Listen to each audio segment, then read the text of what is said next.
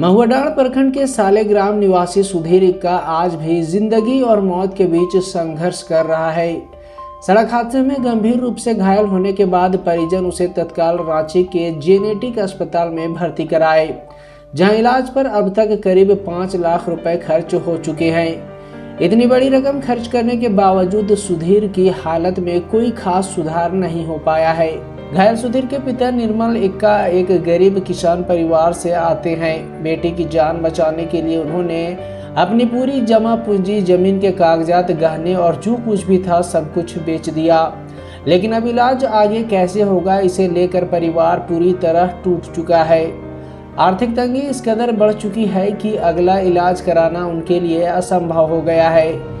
सबसे चिंताजनक बात यह है कि इस सड़क हादसे के बाद पीड़ित परिवार को अब तक ना तो कोई सरकारी मुआवजा मिला है और न ही प्रशासन की ओर से कोई ठोस आर्थिक सहायता दी गई है। परिवार और ग्रामीणों का आरोप है कि कई बार गुहार लगाने के बावजूद प्रशासन ने मामले को गंभीरता से नहीं लिया, जिससे पीड़ित परिवार खुद को पूरी तरह अकेला महसूस कर रहा है। ग्रामीणों और परिजनों ने जिला प्रशासन से मांग की है कि पीड़ित परिवार को तत्काल आर्थिक सहायता, सरकारी मुआवजा और बेहतर इलाज की व्यवस्था उपलब्ध कराई जाए। साथ ही झारखंड सरकार के स्वास्थ्य मंत्री डॉक्टर इरफान अंसारी से भी मानवीय आधार पर आर्थिक सहयोग और इलाज में हस्तक्षेप की अपील की गई है, ताकि सुधीर इक्का की जान बचाई जा सके। हाँ, सवाल यह है कि जब एक गरीब किसान का बेटा अस्पताल में जिंदगी और मौत से लड़ रहा है, तो क्या सरकार और सिस्टम सिर्फ तमाशबीन बने रहेंगे या समय रहते सुधीर इक्का को जीवन दान मिलेगा? यह आने वाला वक्त बताएगा। जोहार, आप देख रहे हैं झारखंड न्यूज़ 9। अभी हम हैं महुआडांड़ के सालेग्राम में। आज यहाँ बहुत ही दुखद घटना के साथ हम लोग यहाँ पर खड़े हैं। पिछले साल सितंबर महीना में सुधीर इक्का नाम के एक व्यक्ति ने एक्सीडेंट की।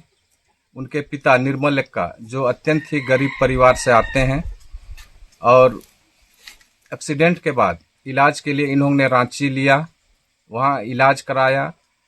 पैसे नहीं के कारण ज़मीन बंधिक करनी पड़ी, सोने बेचने पड़े, फिर भी इन्होंने 5-6 लाख तक का इलाज कराया। अब आगे इलाज के लिए इनके पास पैसे नहीं हैं, तो इन्होंने मरीज को वापस घर ले आए हैं और वो न बोल सक रहा है, न क्या कर सक रहा है। स्थिति बहुत ही भयावह है।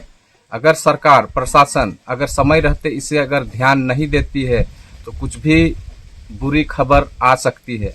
इसलिए मैं प्रशासन से, हमारे स्वास्थ्य मंत्री डॉक्टर इरफान अंसारी से गुजारिश करता हूं कि इस पर संज्ञान लें और जल्दी से समुचित इलाज की व्यवस्था कराएं। आइए जानते हैं इनके परिवार वालों से कि एक्सीडेंट के बाद इन्होंने कहां-कहां लिया और क्या-क्या इलाज कराया। बोलिए, कहां-कहां इसको इलाज के लिए एक्सीडेंट के बाद ले गए थे? गुमला लिए थे, फिर रांची गुमला से निकाल के रांची में इलाज करवाए, फिर घर ले लाए। फिर अभी इलाज के लिए कोई साधन नहीं है, पैसा कौड़ी सब खत्म हो गया, अभी घर ले आए हैं।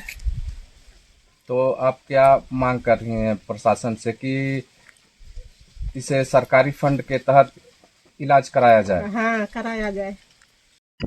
अभी हम हैं मरीज के बड़े भाई के पास, आइए जानते हैं उनसे भी कि उन्होंने कैसे कैसे इलाज किया, कहाँ कहाँ लिया और वापस क्यों आए।